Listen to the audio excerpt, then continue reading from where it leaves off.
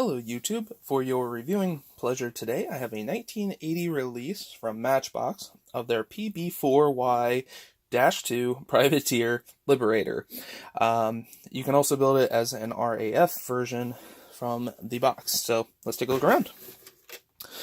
The end here shows that it's molded in 3 colors, which anybody who's built a Matchbox kit know the colors aren't always that accurate. Taking a look here, you can see, I believe that this would be the actual kit number, which would be PK-606. And then it shows the 3 variants that you can build out of the box.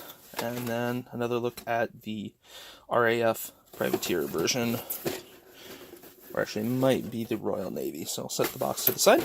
Now I do actually, or have actually purchased an additional decal set, as what come in the box has become destroyed over time.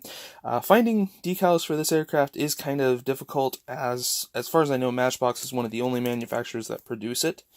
That's a major company, I should say. There might be some short runs out there somewhere. But the decal sheet that I went with is 721003 from White Dog Decals. And the specific one that I would be building is the Tail Chaser. So you can kind of take a look here. Has the 2-part decals for the nose art. So we'll go ahead and set that additional part out to the side. Like I said, that was purchased separately from this kit. Go ahead and actually, speaking of the decals, you can see now why I went ahead and actually purchased them. The cellophane did not really protect the decals. They might still be good. However, with just how crinkly they are, and in some ways just how poor of quality the decals are, I'd rather just have purchased a new set to be safe. So you might get lucky and find it with the original decals. If so, the actual nose art itself for it is pretty decent nose art. Some of the older kits, the markings and things like that were pretty basic. But taking a look, all of the colors are actually in register and things like that. So setting the kit decals off to the side, we'll take a look at the instruction sheet here. So taking a look at the instruction sheet was rolled up.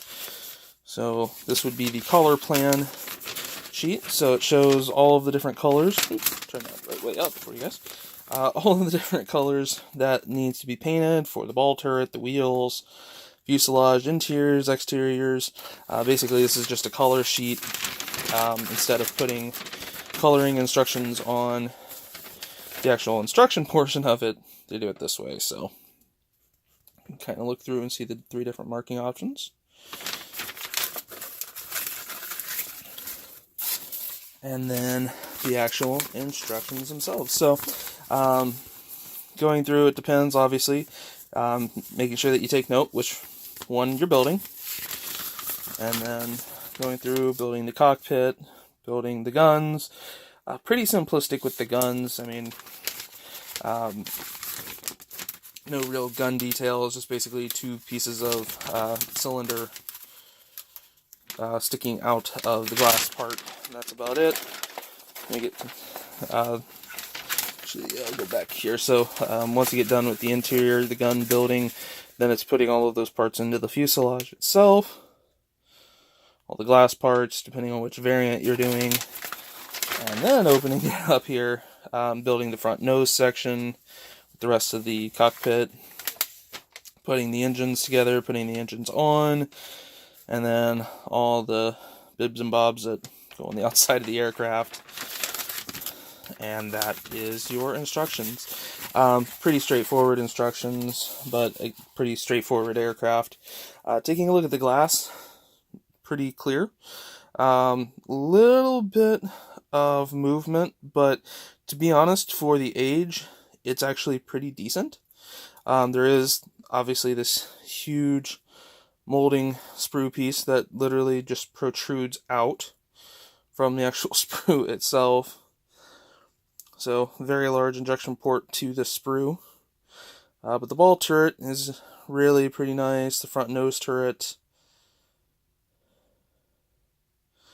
It's actually really clear for a 1980 kit. So, going past that, looking to the actual kit itself, it is Matchbox after all, and Matchbox is not known for the best detail. However, the panel lines themselves are actually pretty clearly molded. They are lightly raised panel lines, but again, for the age of this kit. Now, there are two large openings here because it depends on what waist gun setup is getting used. Let's take a look at the interior. You can see some checker pen marks. Pretty barren when it comes to interior detail. So you have that main fuselage in this light blue color. You have your, like I said, the two different waist blister pack sections. So you have this additional protrusion portion, or you have more of the smooth side. For the Privateer, especially the American variants, they did have this. This aircraft would have been used for sub-hunting by the Navy. So set that down, and then the actual wings, landing or wheels, lower section of the ball turret are all in this dark sea blue, or non-specific sea blue, depending on what you want to call it. Like I said, to be honest, really pretty good detail. It's all raised, like I said, so this kit is actually going to be a really good starter point for it. And especially seeing that there are some imperfections, like there are some light sink marks from all of this ribbing. It's actually not too bad. And then the underwings, as well as the propellers, are going to be molded in white. And actually taking a quick glance, I'm only noticing two propellers.